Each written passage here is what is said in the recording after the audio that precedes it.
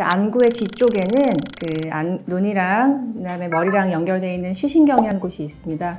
녹내장은 안압이 오르면서 이 시신경을 눌러서 신경들이 점점 죽어나가면서 시야가 좁아지는 그런 병입니다.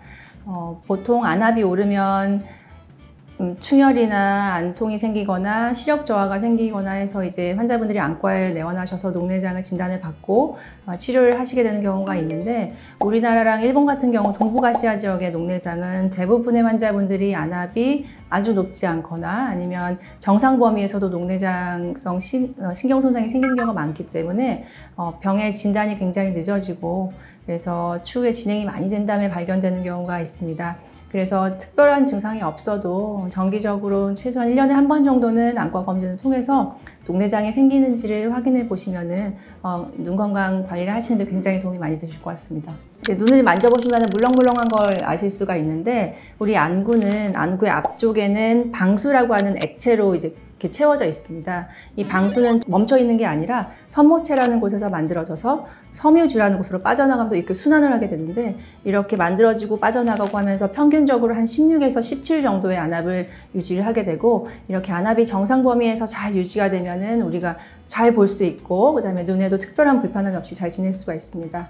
하지만 안압이 뚝 떨어지게 되는 저안압 같은 경우는 안압이 8mm 머큐리 이하 정도로 떨어지는 걸 저안압이라고 부르는데, 저안압에 빠지게 되면은 안구 뒤쪽에 망막이라는 곳이 붓거나 아니면은 안구 앞쪽에 각막이라는 곳이 부어서 시력이 굉장히 많이 떨어지게 되고 환자분께서 많이 이제 불편함을 느끼시게 되고, 21mm 머큐리 이상으로 오르는 걸 고안압이라고 부르는데, 이런 고안압 상황에서는 제가 말씀드린 신경을 눌러서 녹내장이 이제 점점 진행을 하게 되는 그런 상황이 될 수 있겠습니다.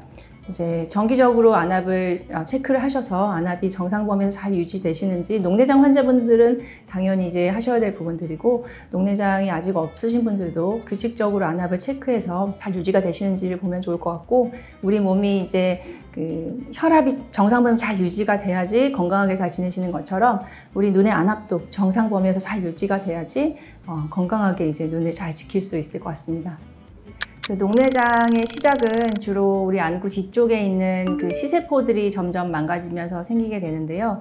그렇게 돼서 발생하는 증상은 보통 초기에 중심부 한 20에서 30도 사이에서 아주 조그마한 암점이 생기면서 녹내장이 점점 진행을 하게 되는데, 이렇게 안타깝게도 녹내장 초기에 시야 손상이 굉장히 미미할 때는 환자분께서 느낄 수 있는 증상이 거의 없다고 보셔도 되고요. 특히 우리나라랑 일본 쪽에 이런 정상 안압 녹내장, 안압이 정상 범위거나 정상 중에서도 아주 높지 않은 타입의 이런 녹내장에서는 안압 상승으로 인한 증상도 거의 없으시고, 그리고 이제 시야 장애를 초기에 발견하실 수가 없기 때문에 굉장히 진단이 늦어지고 치료가 늦어지게 되는 경우가 많습니다. 정상 안압 녹내장 이외에도 이제 안압이 높은 타입의 녹내장도 있는데요. 고안압 녹내장이라든지 아니면 특히 중년의 여성분들에서 많이 발생을 하는 급성 폐쇄성 녹내장은 갑자기 안압이 굉장히 많이 오르면서 50 이상으로 굉장히 많이 오르면서 충혈이나 안통, 시력 저하들이 이제 발생하는 경우가 있는데, 환자분께서 증상을 느끼실 수가 있기 때문에 빨리 안과에 내원을 하셔야지 약물 치료, 수술적인 치료 아니면 레이저 치료를 통해서 병이 급격하게 진행하는 것을 막으실 수가 있습니다. 녹내장 관리에서 가장 중요한 두 가지는, 첫 번째가 조기 발견입니다. 추후에 진행 속도를 많이 줄일 수 있고, 일찍 관리를 하시면은 나중에 궁극적으로 시야 장애가 많이 진행하는 걸 막을 수가 있습니다. 그리고 두 번째로 중요한 거는 이제 안압을 잘 낮춰서, 그러니까 안압약을 규칙적이고 꾸준하게 잘 점안을 하셔서 적정한 안압을 잘 유지하시는 게 녹내장을 관리하시는 데 가장 중요한 요소라고 볼 수 있겠습니다.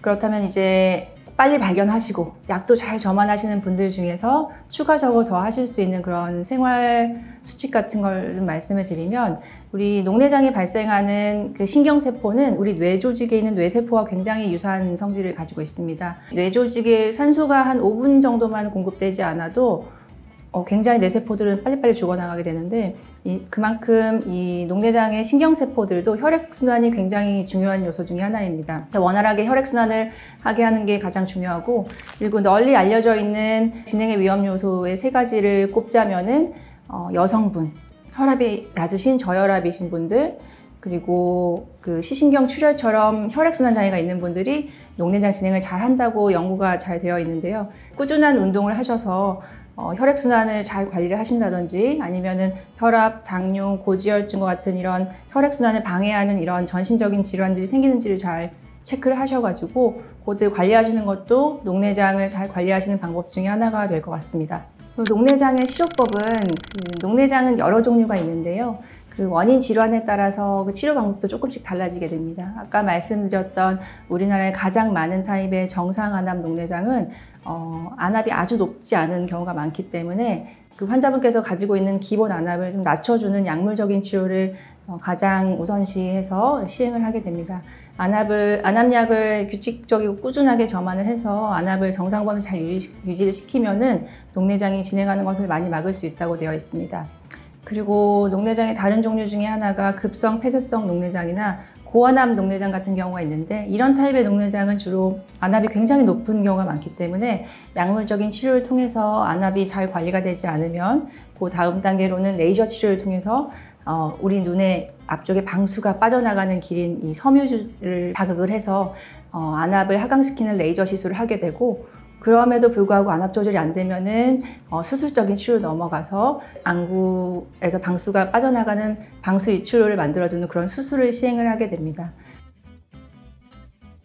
그리고 그 이외에 이제 포도막염 녹내장이라든지 아니면은 다른 기타 안과적인 질환에 동반이 된 2차성 녹내장 같은 경우는 원인이 되는 질환을 치료를 하고 그 치료를 같이 하면서 약물적 치료, 레이저 치료, 수술적 치료를 함께 진행을 하게 됩니다.